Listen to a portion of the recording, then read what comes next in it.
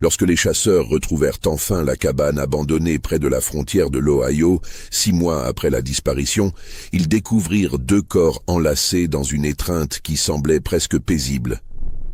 Mais ce ne fut pas cette image qui les fit reculer d'horreur. Ce furent les lettres éparpillées sur le sol de terre battue, couvertes d'une écriture qui tremblait de plus en plus à chaque page, révélant une vérité si sombre que même les hommes les plus endurcis refusèrent d'en parler pendant des années. Car ce qu'ils avaient découvert dans cette cabane isolée n'était pas l'histoire d'amour défendu qu'ils s'attendaient à trouver, mais quelque chose de bien plus sinistre, une machination si cruelle qu'elle remettait en question tout ce que l'on croyait savoir sur les événements de mars 1852. Avant de poursuivre cette histoire qui a glacé le sang de toute une région, je vous invite à vous abonner à cette chaîne pour ne manquer aucun de ces récits oubliés qui hantent notre passé. Et dites-moi dans les commentaires de quelle ville vous nous écoutez en ce moment. Maintenant, laissez-moi vous ramener 6 mois en arrière, dans une plantation de Caroline du Sud, où tout commença par une nuit de mars particulièrement froide.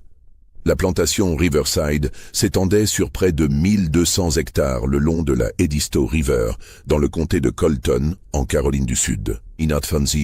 En 1852, elle représentait l'une des plus prospères exploitations de coton de la région, propriété de la famille Hartwell depuis 3 générations.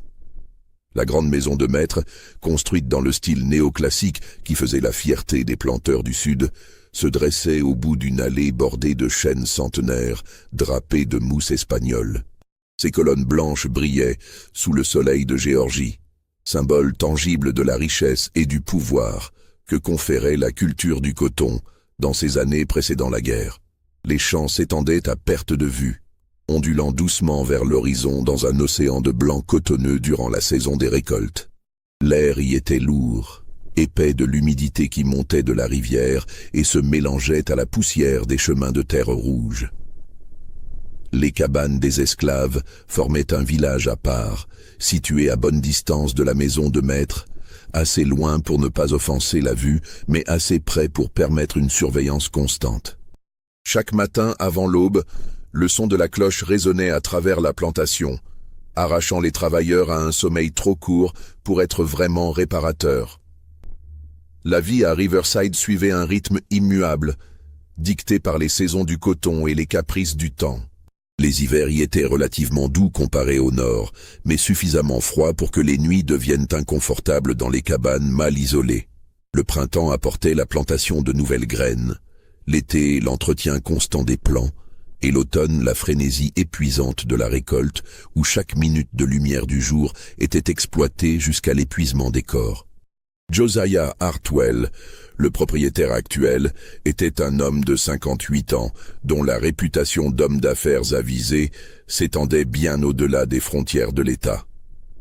Veuf depuis 10 ans, il avait élevé seul sa fille unique, Margaret Eleanor Hartwell, avec l'aide d'une gouvernante stricte venue de Virginie. Margaret, âgée de 22 ans en ce printemps de 1852, incarnait tout ce que la société sudiste attendait d'une jeune femme de son rang. Beauté raffinée, éducation parfaite, maîtrise du français et du piano, connaissance des arts ménagers et des bonnes manières. Ses cheveux châtain clair, toujours coiffés en chignon complexe, encadraient un visage aux traits délicats que les matrones locales qualifiaient de parfait pour un bon mariage. Et justement, un mariage avait été arrangé. Depuis décembre 1851, Margaret était fiancée à Cornelius Ashby, fils d'une famille de planteurs voisines dont les terres jouxtaient celles des Hartwell. L'union devait sceller une alliance profitable entre les 2 familles, consolidant leur position économique et sociale dans la région. Cornelius, âgé de 34 ans, était un homme imposant dont la carrure massive et la voix tonitruante dominaient toute pièce où il entrait. On disait de lui qu'il gérait ses affaires avec une main de fer, et les esclaves de la plantation Ashby le redoutaient particulièrement pour sa sévérité légendaire. La plantation Riverside comptait 143 esclaves, répartis entre les champs de coton, les ateliers et la maison de maître. Parmi eux se trouvait un homme nommé Samuel, âgé de 29 ans, qui occupait une position particulière dans la hiérarchie complexe de la plantation. Charpentier de métier, Samuel avait été acheté 15 ans plus tôt lors d'une vente aux enchères à Charleston. Son habileté exceptionnelle avec le bois et les outils lui avait valu une certaine considération de la part de Josiah Hartwell, qui lui permettait de travailler de manière relativement autonome dans l'atelier situé près des écuries. Grand et élancé, avec des mains marquées par des années de travail minutieux, Samuel parlait peu mais observait tout. Ses doigts portaient les cicatrices de 1000 projets. Coupures guéries, callosité profonde, une brûlure ancienne sur le pouce droit, là où un fer chaud l'avait marqué lors de son premier mois à Riverside. Ses yeux, d'un brun profond, avaient cette qualité particulière d'être à la fois présents et lointains, comme s'il gardait toujours une partie de lui-même en retrait, protégé, inatteignable. Les autres esclaves le respectaient pour son calme et sa dignité silencieuse, mais aussi pour les petites libertés qu'il prenait parfois. Un livre lu en cachette, une chanson fredonnée à voix basse, un regard qui ne se baissait pas immédiatement.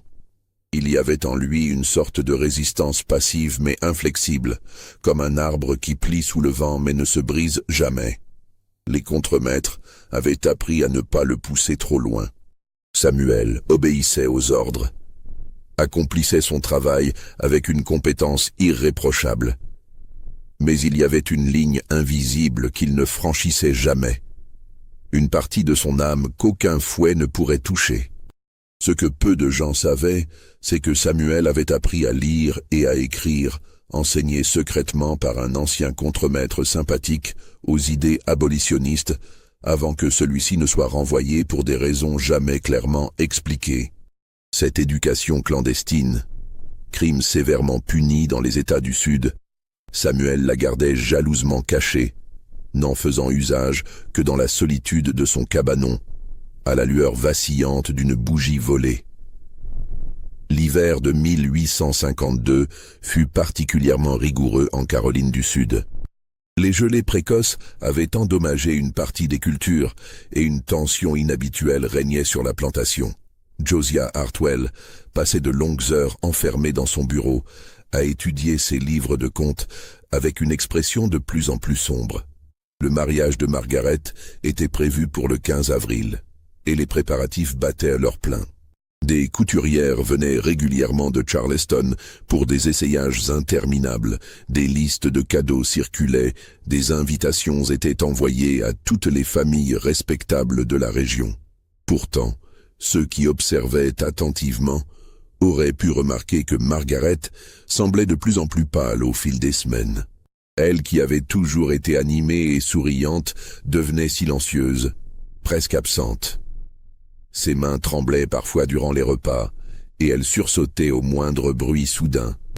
La gouvernante, Madame Pruitt, l'attribuait aux nerfs normaux d'une jeune mariée, mais Sarah, l'une des domestiques de la maison, avait surpris un jour Margaret en train de pleurer silencieusement dans sa chambre, fixant par la fenêtre les champs de coton qui s'étendaient à perte de vue comme une prison sans barreaux. Les visites de Cornelius Ashby se faisaient plus fréquentes. Il venait déjeuner, inspecter la propriété, discuter affaires avec Josiah.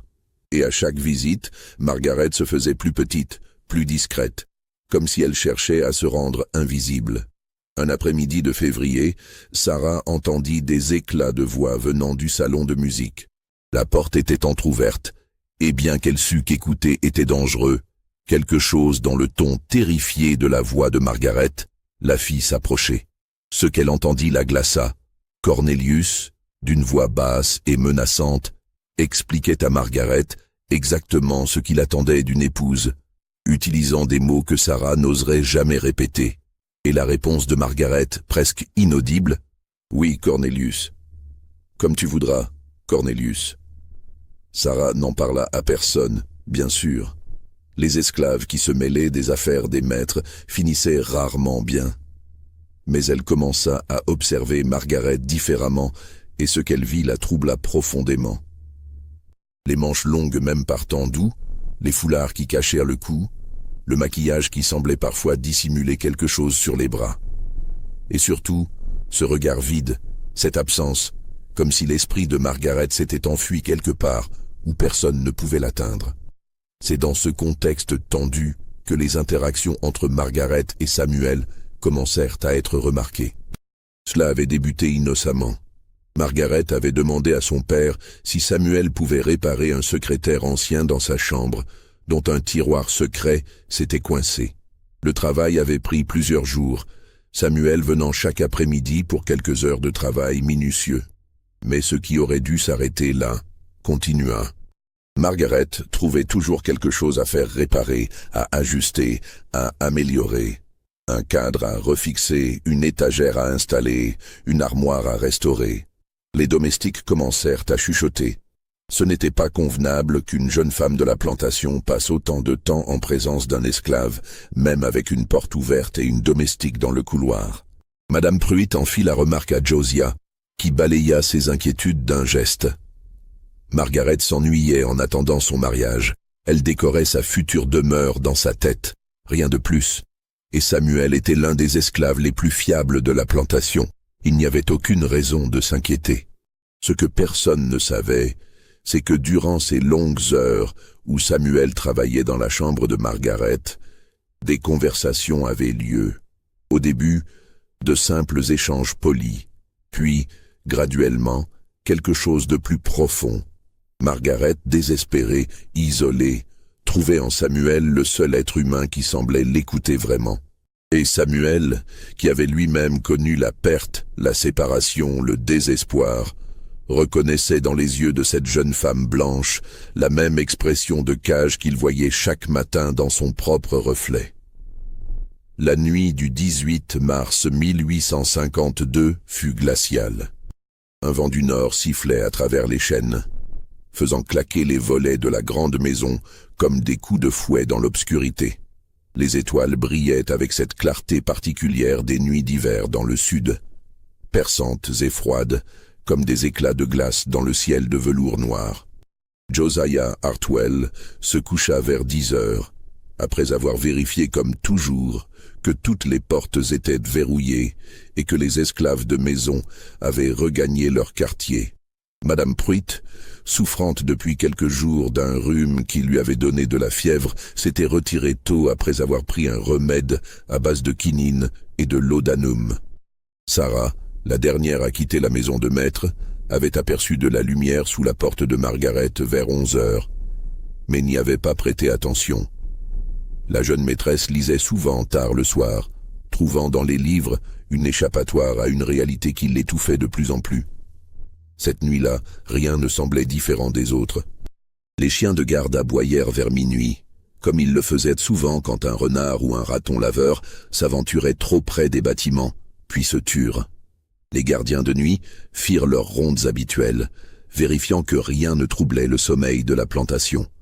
Rien ne suggérait que dans la chambre du premier étage, une jeune femme attachait ses derniers bijoux dans un mouchoir, écrivait une lettre d'adieu à son père, et se préparait à franchir la fenêtre pour rejoindre la seule personne qui avait accepté de l'aider. Au matin, ce fut le chaos. Sarah, montant comme d'habitude pour aider Margaret à sa toilette, portant sur un plateau le café et les biscuits que la jeune maîtresse prenait toujours au réveil, trouva la chambre vide. Le lit n'avait pas été défait, ses draps blancs encore parfaitement tirés.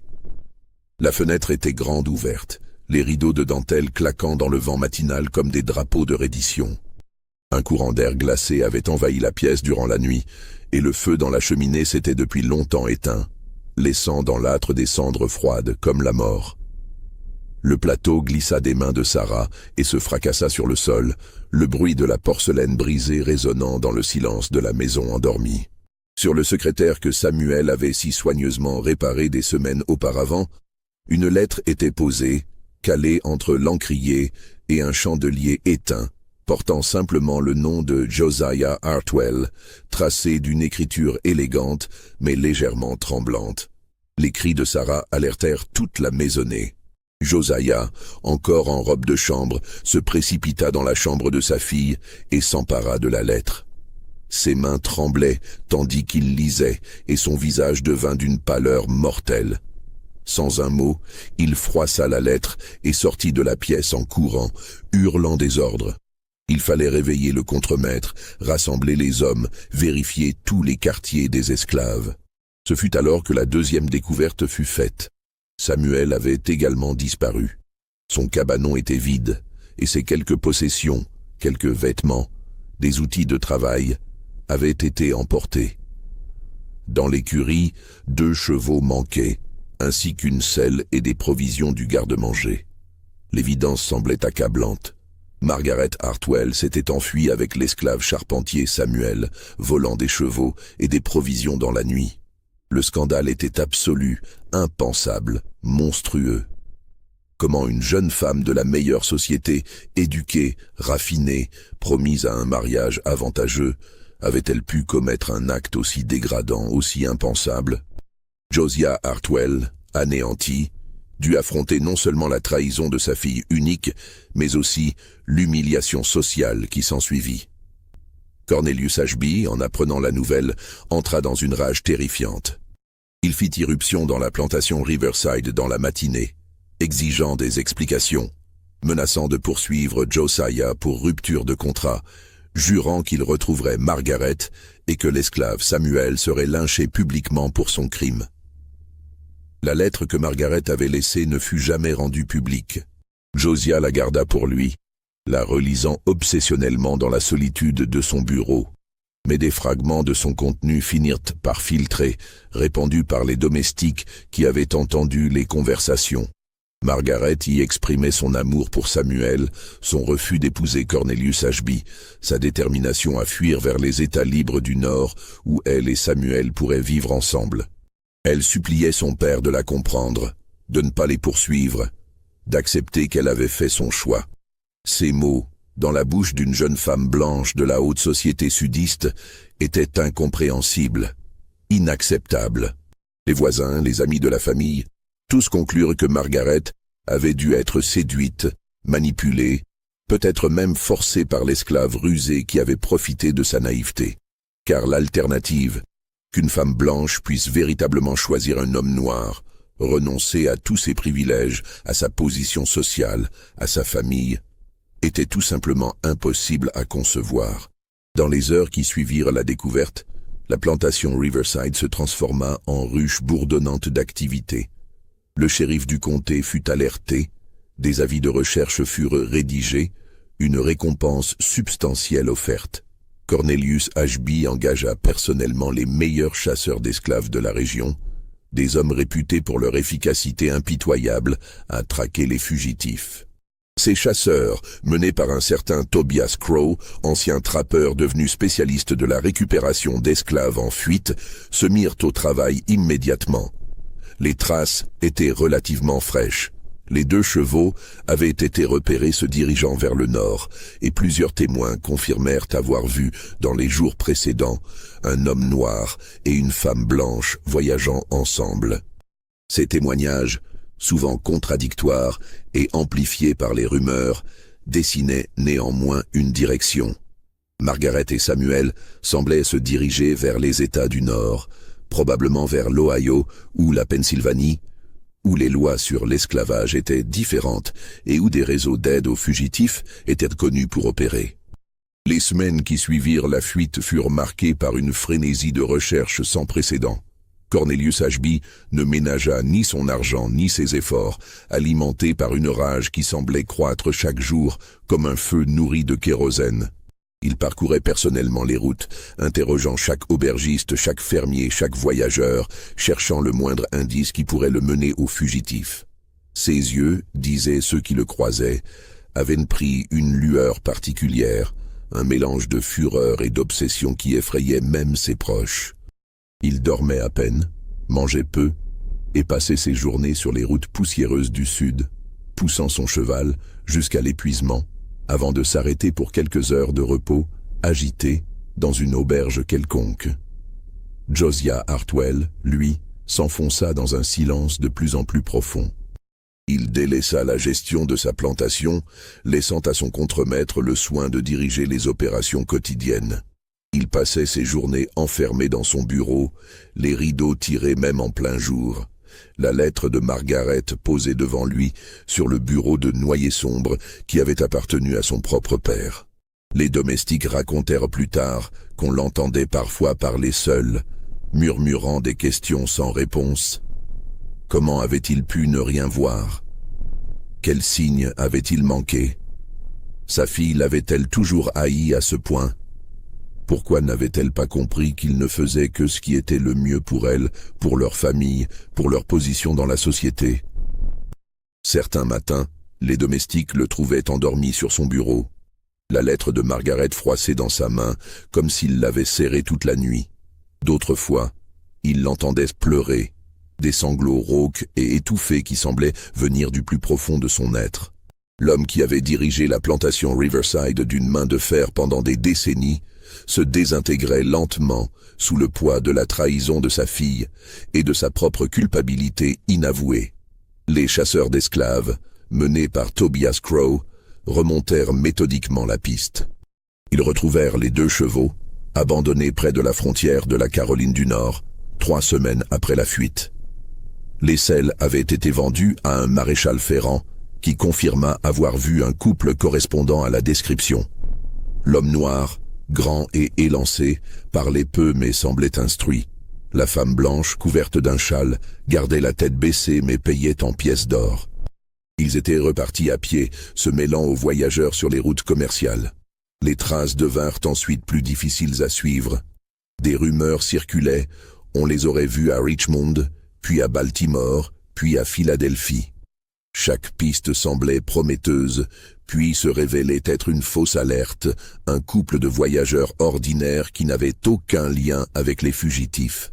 Le réseau clandestin d'aide aux esclaves en fuite, que l'on appelait parfois le chemin de fer souterrain, était réputé pour son efficacité à faire disparaître ceux qui l'aidaient. Pourtant, Tobias Crow était patient et méthodique. Il connaissait les routes probables, les auberges sympathiques aux fugitifs, les fermiers Quakers connus pour leur aide aux esclaves. Il questionnait, soudoyait, menaçait. Et petit à petit, il recomposa un itinéraire. Margaret et Samuel avaient effectivement voyagé vers le nord, changeant fréquemment d'apparence et d'histoire. Parfois, ils se présentaient comme maîtres et esclaves. Parfois comme mari et femme libres de couleur. Parfois elle voyageait seule et lui la rejoignait plus tard. Durant ces mois de recherche, des détails troublants commencèrent à émerger dans les témoignages recueillis. Plusieurs personnes qui avaient croisé le couple rapportaient quelque chose d'étrange dans leur dynamique. Une aubergiste du Maryland raconta que la femme blanche semblait malade, nerveuse, dormant à peine. Un conducteur de chariot qui les avait transportés sur quelques kilomètres mentionna que l'homme noir avait des livres avec lui et qu'il lisait durant le voyage, fait inhabituel qui l'avait marqué. Un pasteur d'une petite église près de Harrisburg se souvenait d'un couple venu demander asile pour une nuit. La femme avait insisté pour confessionner seule et était ressortie avec les yeux rouges, mais avait refusé de dire ce qui la troublait. Ces fragments de témoignages, pris individuellement, ne signifiaient peut-être rien.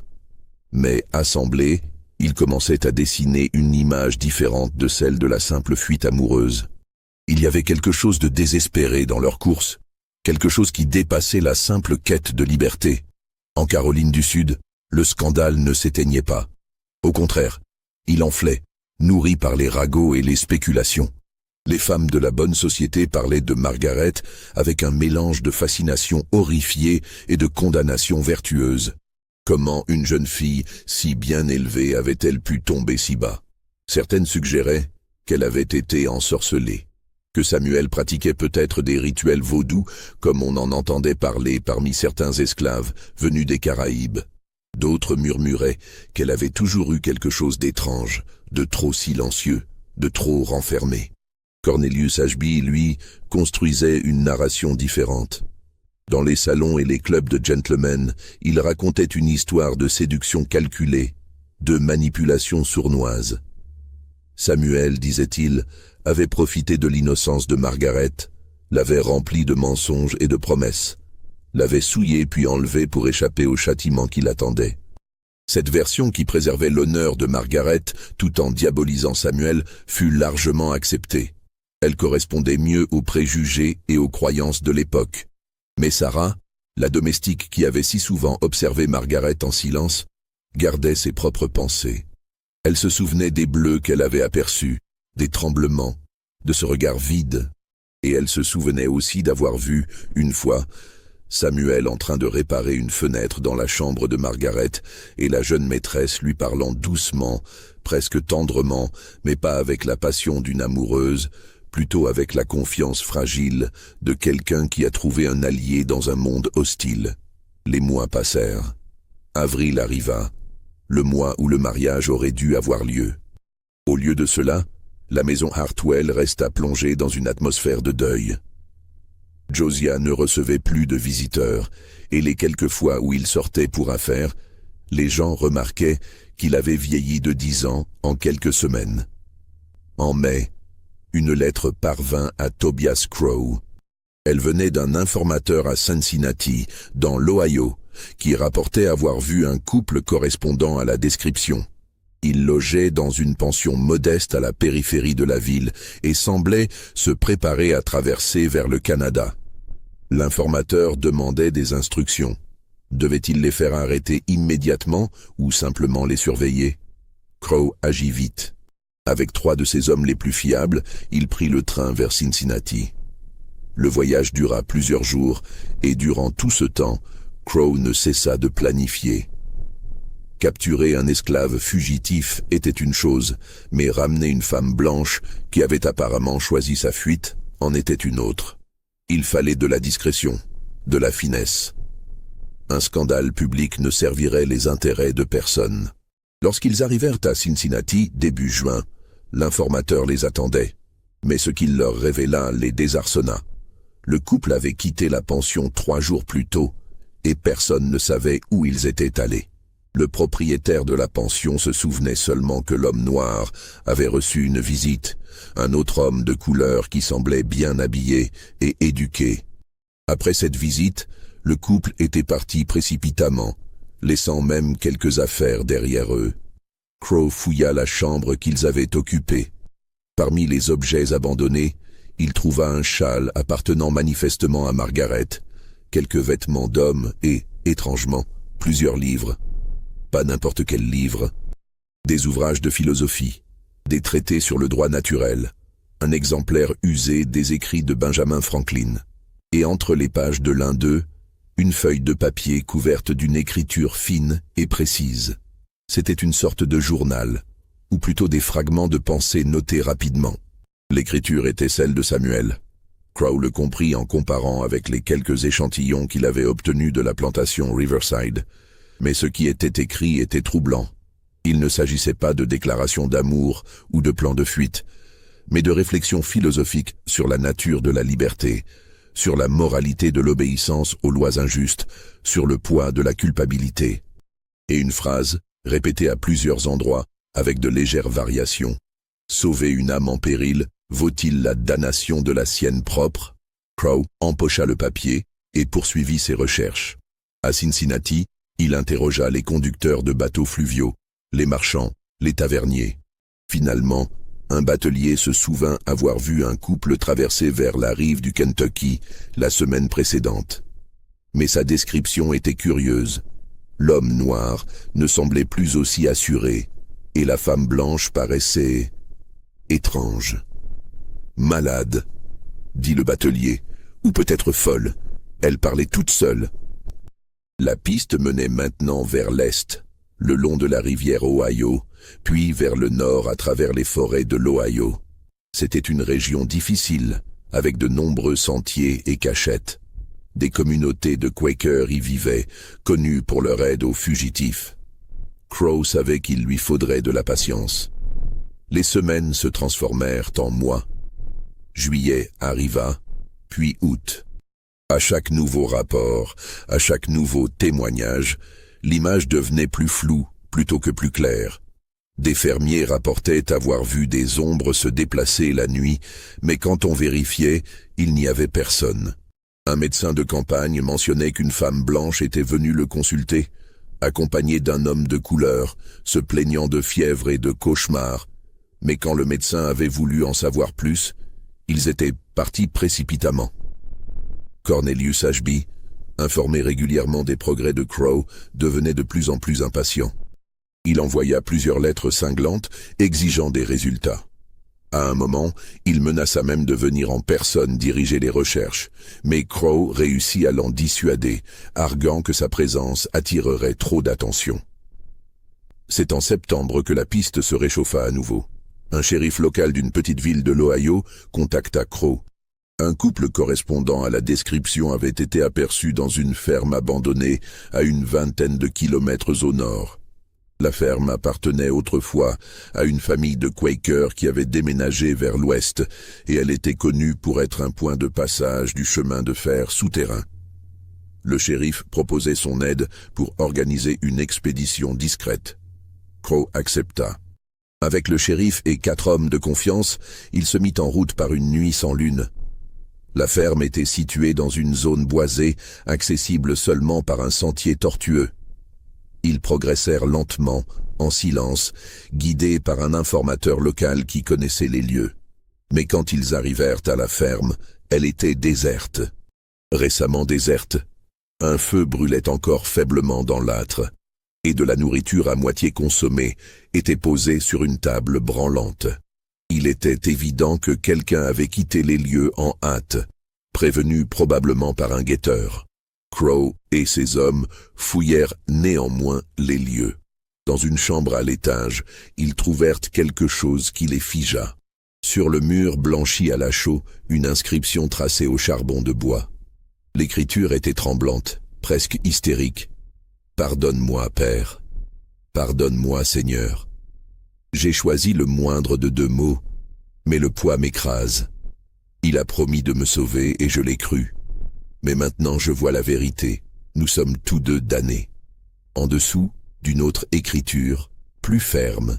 « Le silence est la seule miséricorde qui nous reste. » Crow fit effacer l'inscription avant que quiconque d'autre ne puisse la voir. Il comprenait que ces mots, s'ils devenaient publics, compliqueraient encore plus une affaire déjà suffisamment embrouillée. Mais il les copia méticuleusement dans son carnet, sachant qu'ils avaient une importance qu'il ne comprenait pas encore tout à fait. Le mois de septembre passa, puis octobre commença. Les arbres de l'Ohio se paraient de leur couleur d'automne, et les nuits devenaient de plus en plus froides. Crow et ses hommes continuaient à ratisser la région, suivant des pistes de plus en plus ténues.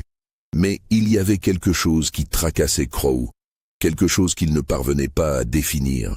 Plus il en apprenait sur cette fuite, moins elle ressemblait à ce qu'elle était censée être. Les témoignages qu'il recueillait étaient contradictoires, mais un motif commençait à émerger. Margaret semblait de plus en plus malade, de plus en plus instable. Et Samuel, loin de jouer le rôle du séducteur triomphant, semblait porter un fardeau de plus en plus lourd. Plusieurs personnes qui les avaient brièvement croisés mentionnaient que l'homme noir semblait protecteur envers la femme blanche, presque paternel, mais pas amoureux. Et elle le traitait avec respect, avec confiance, mais là encore, pas avec passion. Un soir, dans une taverne près de la frontière avec la Pennsylvanie, Crow rencontra un pasteur itinérant qui se souvenait d'avoir béni le couple quelques semaines plus tôt. L'homme, un méthodiste du nom de révérend Amos Fletcher, voyageait de village en village pour prêcher aux communautés trop petites ou trop pauvres pour avoir leur propre église. Crow le fit boire généreusement, commandant verre après verre de whisky de maïs, et l'homme, la langue déliée par l'alcool et le besoin de parler à quelqu'un qui semblait l'écouter, raconta une histoire étrange. Il avait rencontré Margaret et Samuel dans une auberge isolée au milieu des bois, un soir de pluie battante.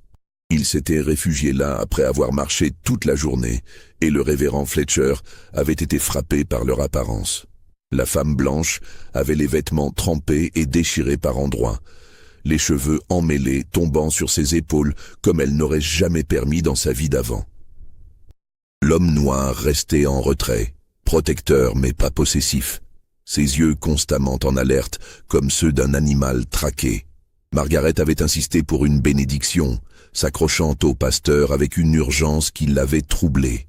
Mais quand le révérend Fletcher avait commencé à réciter les prières traditionnelles du mariage, supposant que c'était ce qu'il désirait, Elle l'avait interrompu violemment, presque en criant. « Pas de mariage », avait-elle dit, sa voix tremblante mais ferme. Une bénédiction pour deux âmes perdues qui tentent de survivre, pour deux êtres qui ont choisi l'humanité plutôt que la loi.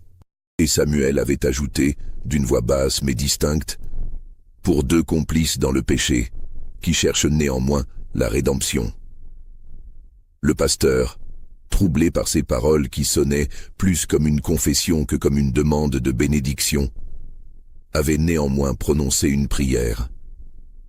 Il avait invoqué la miséricorde divine pour ceux qui souffrent, pour ceux qui fuient l'oppression, pour ceux qui cherchent la lumière dans les ténèbres. Margaret avait pleuré durant toute la prière, des larmes silencieuses qui coulaient sur ses joues creusées par la fatigue et le manque de nourriture.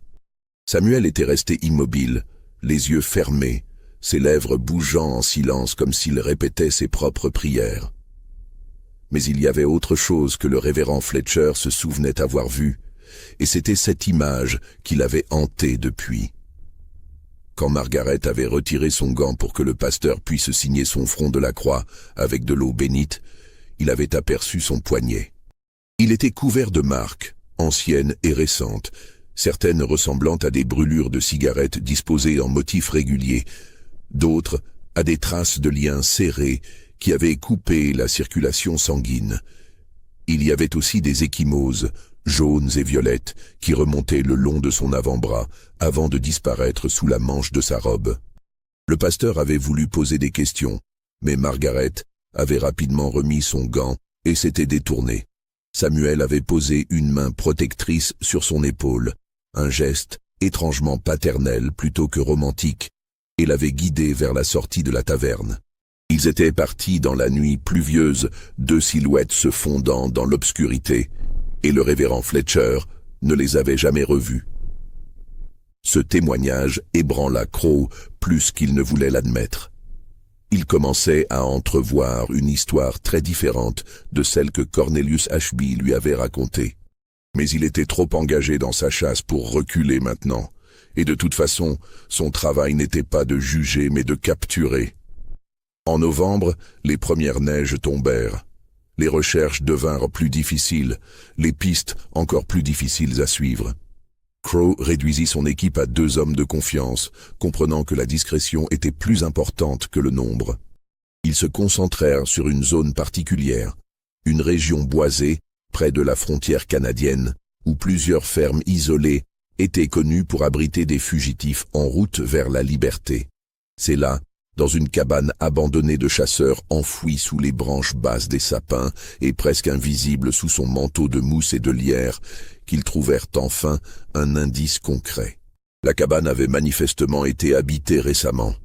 Il y avait des provisions soigneusement rangées sur des étagères de fortune, du pain sec, des pommes ridées, du fromage enveloppé dans du lin, des haricots secs dans un pot de terre.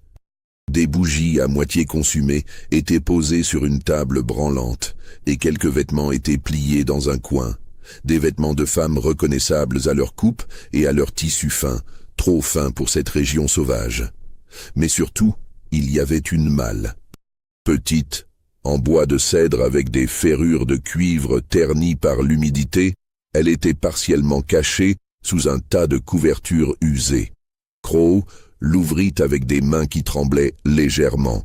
Lui qui avait traqué des dizaines d'esclaves fugitifs, qui avait vu toutes sortes de situations désespérées, se sentait étrangement nerveux face à ce qu'il pourrait découvrir dans cette malle.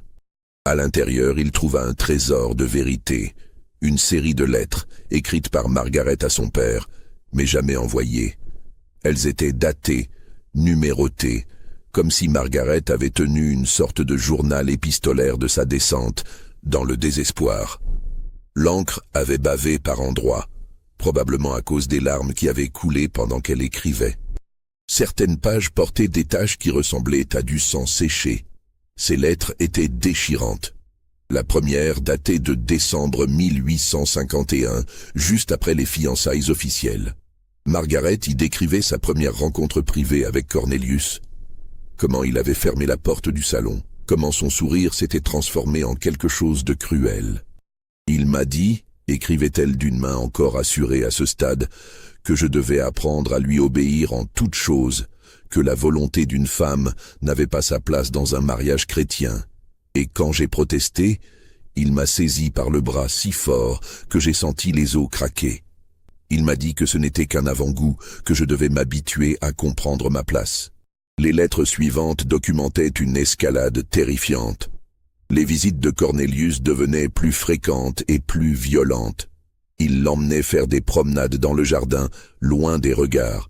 Et là, il la menaçait, la brutalisait, tout en gardant un visage parfaitement courtois quand il revenait vers la maison. « Personne ne me croira », écrivait Margaret dans une lettre de janvier. Qui croirait qu'un gentleman comme Cornelius Ashby, respecté dans toute la région, pourrait être un monstre? Même toi, père, tu refuses de voir. Tu dis que je suis nerveuse, que je dramatise, que toutes les jeunes fiancées ont des doutes. Mais le plus douloureux se trouvait dans une lettre datée de février. Margaret y racontait comment elle avait finalement trouvé le courage de montrer les bleus à son père, de lui révéler les menaces de Cornelius. Elle avait espéré que Josiah, en voyant les preuves physiques, comprendrait enfin et romprait les fiançailles. Mais au lieu de cela, Josiah l'avait réprimandé. Il lui avait dit que son devoir était d'épouser Cornelius, que les petites difficultés du début du mariage se résoudraient d'elles-mêmes une fois qu'elle aurait appris à être une épouse obéissante, que l'honneur de la famille et l'alliance avec les Ashby étaient plus importants que ces caprices de jeune fille nerveuse, que si elle refusait le mariage maintenant, elle déshonorerait non seulement son nom, mais aussi la mémoire de sa mère défunte.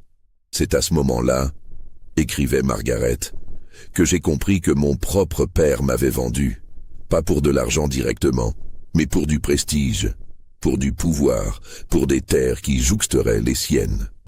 Je suis devenu, à ses yeux, un simple pion dans son jeu d'échec social. Et je me suis rendu compte que personne ne me sauverait, que si je voulais survivre, je devais me sauver moi-même. Puis, venait la partie qui concernait Samuel. Margaret racontait comment elle avait découvert par hasard qu'il savait lire et comment cette révélation avait créé entre eux une connexion inattendue. Elle décrivait leur conversation, toujours sous prétexte de réparation à effectuer, où Samuel lui parlait de philosophie, de liberté, de dignité humaine. Et comment, progressivement, elle lui avait confié sa terreur, son désespoir. La lettre suivante révélait le plan. Ce n'était pas Samuel qui avait séduit Margaret, c'était Margaret qui l'avait supplié de l'aider à fuir. Elle lui avait offert de l'argent, des bijoux, tout ce qu'elle possédait. Mais Samuel avait refusé, connaissant les risques terribles qu'une telle fuite impliquait pour eux deux. C'est alors que Margaret avait joué sa dernière carte. Elle avait menacé de se suicider si Samuel ne l'aidait pas. Et face à cette menace, face à une jeune femme au bord du gouffre, Samuel avait finalement accepté. Mais, et c'est là que les lettres devenaient véritablement bouleversantes, le plan n'était pas ce que tout le monde croyait. Margaret ne comptait pas vivre avec Samuel comme mari et femme. Son plan était de fuir vers le Canada, de s'y établir sous une nouvelle identité et de vivre libre, seul. Samuel devait simplement l'aider à atteindre la frontière, puis continuer sa propre route vers la liberté. Ils étaient complices dans une évasion, pas amants dans une romance interdite. Mais quelque chose avait mal tourné. Les dernières lettres, écrites d'une main de plus en plus tremblante, racontaient une détérioration progressive. Margaret développait une fièvre, ou peut-être était-ce son esprit qui vacillait. Elle parlait de culpabilité, du poids d'avoir entraîné Samuel dans cette fuite, des vies ruinées qu'ils laissaient derrière eux, et surtout, elle mentionnait quelque chose d'autre. Quelqu'un les suivait. Pas les chasseurs d'esclaves officiels, mais quelqu'un d'autre.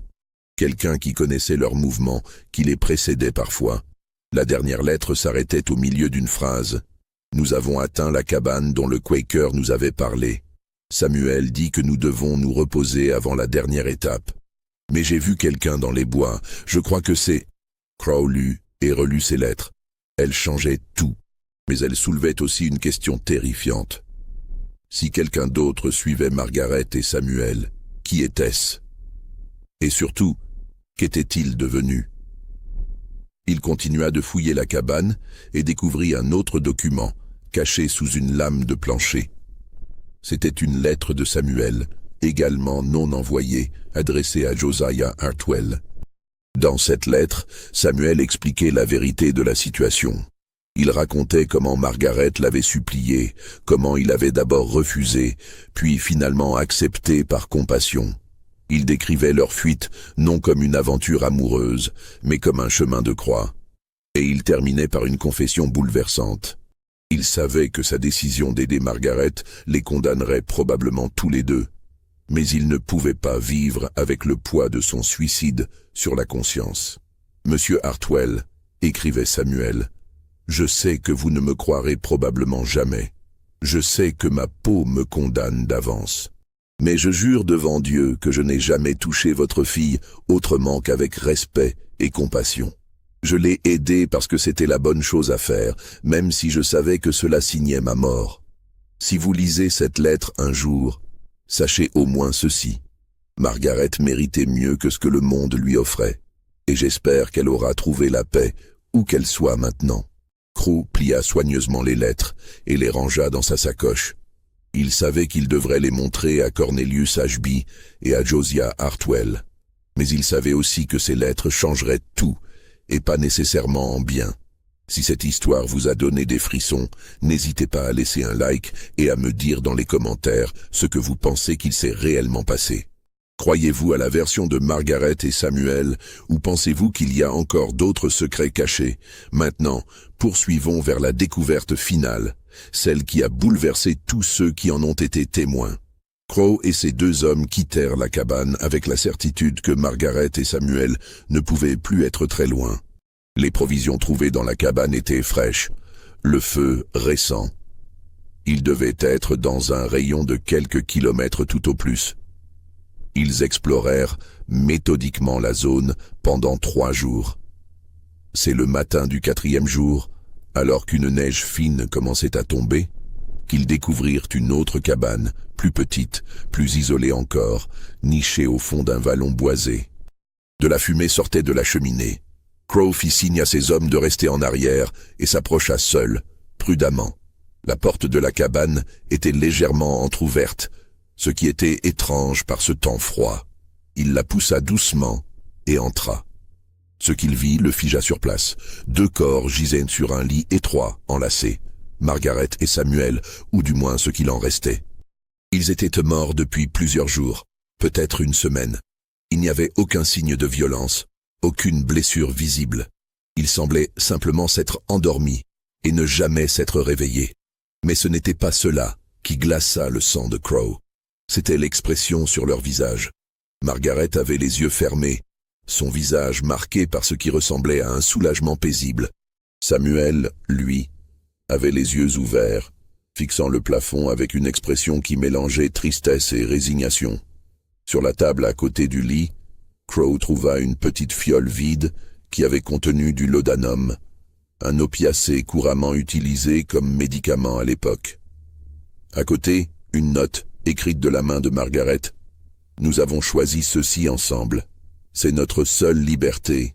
Que Dieu nous pardonne. » Et en dessous, de l'écriture de Samuel, elle ne pouvait plus continuer, et je ne pouvais pas la laisser partir seule. Que mon dernier acte soit celui d'un ami, pas d'un lâche.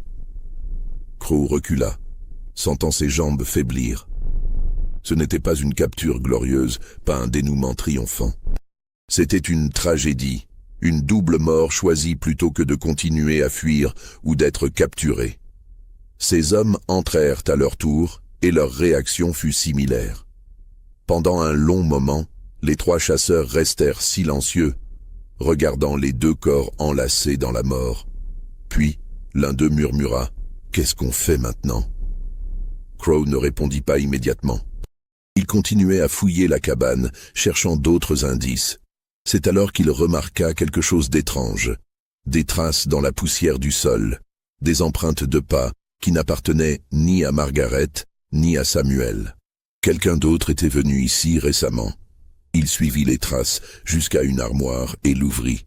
À l'intérieur, il trouva une pile de lettres, soigneusement attachées avec un ruban. Et en les parcourant rapidement, il réalisa avec horreur ce qu'elles représentaient. Une correspondance entre Margaret et Cornelius Ashby. Mais ces lettres n'étaient pas d'amour ou de fiançailles. C'étaient des lettres de menaces, de chantage psychologique, de description détaillée de ce que Cornelius ferait à Margaret une fois mariée. Elle devenait progressivement plus violente, plus explicite, plus terrifiante. Et dans les dernières, celles datant de janvier 1852, Cornelius menaçait clairement Margaret. Si elle tentait de rompre les fiançailles, il ruinerait son père, détruirait la plantation Riverside et s'assurerait qu'elle et Josiah finissent dans la misère. Mais il y avait plus. Cachée au fond de la pile, une autre lettre, celle-ci écrite par une main différente.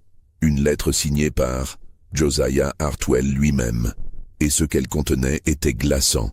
Josiah savait. Il savait ce que Cornelius faisait subir à sa fille. Margaret était venue le voir, lui avait montré les bleus, lui avait supplié de rompre les fiançailles. Et Josiah avait refusé.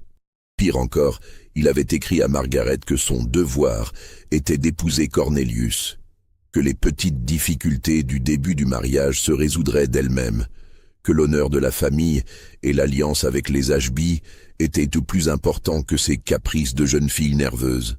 Cette lettre, Margaret l'avait gardée, peut-être comme preuve, peut-être comme rappel de la trahison de son père. Crowe sentit la nausée le gagner. Il comprenait maintenant. Margaret n'avait pas fui par amour pour Samuel.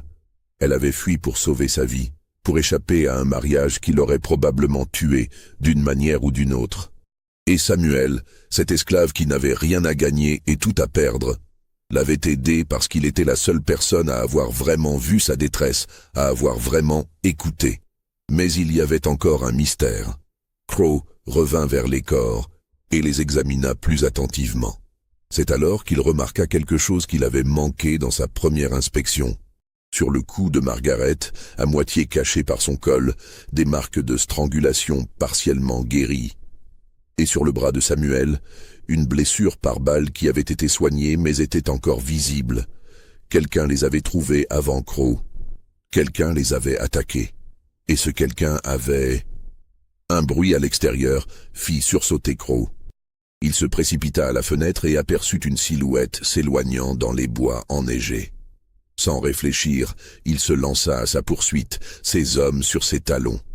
Ils coururent pendant plusieurs minutes avant de rattraper la silhouette dans une clairière.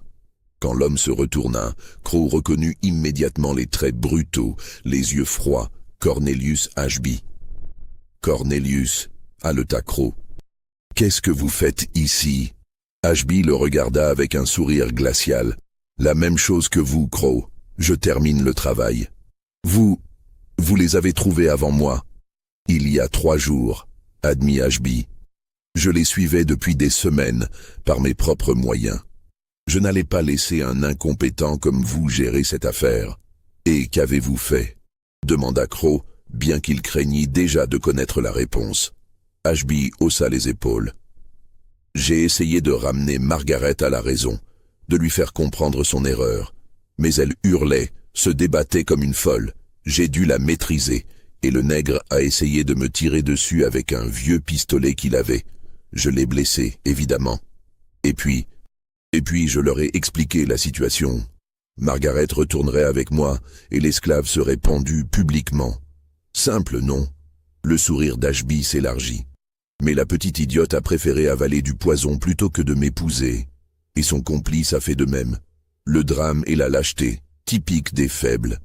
Crowe sentit la rage monter en lui. Vous les avez poussés au suicide. Je leur ai offert un choix. Ils ont choisi mal. Ashby s'avança vers Crowe.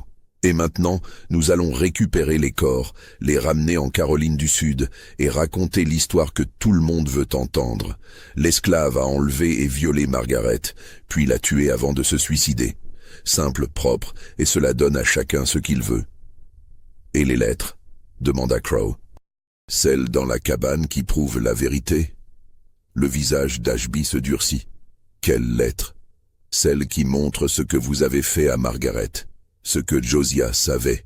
Pour la première fois, Ashby sembla perdre son assurance. Vous bluffe, il n'y a pas de telles lettres.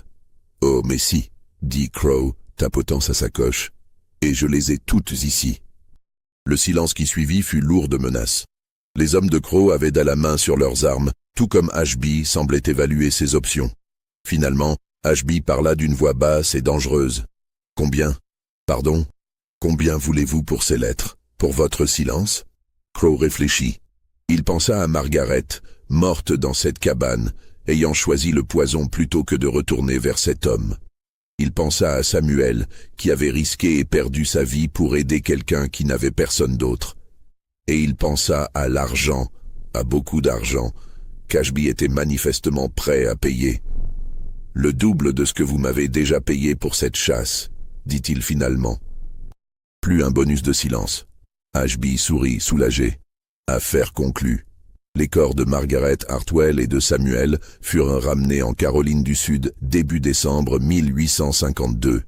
L'histoire officielle, rapportée dans tous les journaux locaux, fut celle que Cornelius Ashby avait dictée. L'esclave Samuel avait séduit et enlevé Margaret, l'avait maintenue captive durant 6 mois, et face à la capture imminente, l'avait assassinée avant de se suicider. Cette version fut largement acceptée. Elle correspondait aux préjugés de l'époque, elle préservait l'honneur de la famille Hartwell, et elle permettait à chacun de continuer sa vie sans trop de questions dérangeantes. Les corps furent enterrés séparément, bien sûr. Margaret dans le cimetière familial de la plantation Riverside, avec tous les honneurs dus à une jeune femme de la bonne société morte tragiquement. Samuel dans une fosse commune pour esclaves, sans cérémonie ni pierre tombale. Josiah Hartwell ne survécut que quelques mois à sa fille. On dit qu'il mourut de chagrin, mais ceux qui le virent dans ses derniers jours parlaient de plutôt d'un homme rongé par la culpabilité. Ses dernières paroles, murmurées à un pasteur venu lui donner l'extrême onction, furent « Je l'ai tué, aussi sûrement que si j'avais tenu le poison moi-même. » La plantation Riverside fut vendue aux enchères pour payer les dettes de Josiah. Cornelius Ashby l'acheta pour une bouchée de pain et l'intégra à son propre domaine. Il se maria finalement 2 ans plus tard avec la fille d'un riche marchand de Charleston, mais le mariage fut court et sans enfant. Sa femme mourut dans des circonstances étranges après seulement 1 an de vie commune, tombant dans les escaliers de leur maison. Aucune enquête ne fut menée. Tobias Crow continua son métier de chasseur d'esclaves pendant encore quelques années, mais quelque chose en lui avait changé après l'affaire Hartwell. Il buvait davantage, parlait moins, et finit par abandonner complètement cette activité. Il mourut dans l'obscurité en 1860, 1 an avant le début de la guerre civile qui allait bouleverser le Sud qu'il avait connu. Quant aux lettres, celles qui contenaient la vérité sur Margaret, sur Samuel, sur Cornelius et Josiah, elles disparurent mystérieusement. Crow jura jusqu'à sa mort qu'il les avait détruites après avoir reçu son paiement d'Ashby.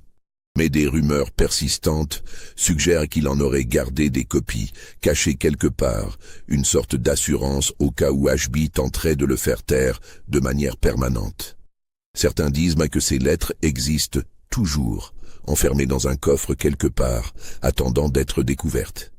D'autres prétendent qu'elles ont été détruites dans l'incendie qui ravagea une partie de la ville de Charleston en 1861.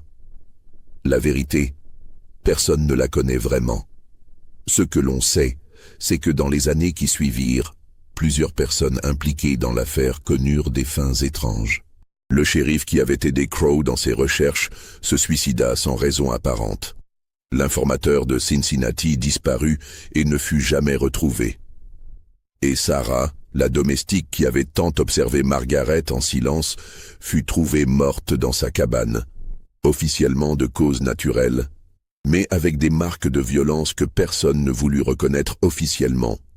Certains, parmi les esclaves de la région, commencèrent à parler d'une malédiction. Ils disaient que les esprits de Margaret et Samuel hantaient les lieux de leur passage, cherchant justice pour les mensonges racontés sur leur mort. Mais ces histoires étaient rapidement étouffées, considérées comme des superstitions d'esclaves ignorants. La vérité, la vraie vérité de ce qui s'était passé dans cette cabane de l'Ohio, mourut avec ceux qui la connaissaient. Ou peut-être pas. Peut-être que quelque part, dans les archives poussiéreuses d'une vieille maison du Sud, ou dans une malle oubliée dans un grenier, les lettres de Margaret attendent encore d'être découvertes. Peut-être que quelqu'un, un jour, lira ces mots tremblants et comprendra qu'il ne s'agissait pas d'une histoire d'amour défendue, mais d'une jeune femme désespérée fuyant un monstre, aidée par le seul homme assez courageux pour risquer sa vie pour elle. Mais jusqu'à ce jour, si jamais il arrive, l'histoire officielle demeure. Margaret Hartwell fut séduite et enlevée par un esclave rusé, et tous deux moururent dans leur fuite vers le nord. Une simple histoire de transgression et de châtiment, telle que la société de l'époque voulait l'entendre. Et dans les nuits froides d'hiver, quand le vent souffle à travers les vieux chênes de ce qui fut autrefois la plantation Riverside, certains jurent encore entendre des pleurs portés par la brise, des pleurs d'une jeune femme qui voulait juste être libre, et d'un homme qui paya le prix ultime de sa compassion. Voilà l'histoire telle qu'elle a été murmurée pendant des générations dans le Sud américain. Croyez-vous que tout a été révélé? Pensez-vous que les lettres existent vraiment quelque part? Dites-moi dans les commentaires ce que vous en pensez. Abonnez-vous pour ne manquer aucune de ces histoires oubliées. Et partagez cette vidéo avec ceux qui, comme vous, aiment les mystères sombres du passé. Car parfois, les histoires les plus terrifiantes ne sont pas celles des fantômes et des monstres, mais celles des êtres humains ordinaires capables d'actes extraordinaires, dans le bien comme dans le mal.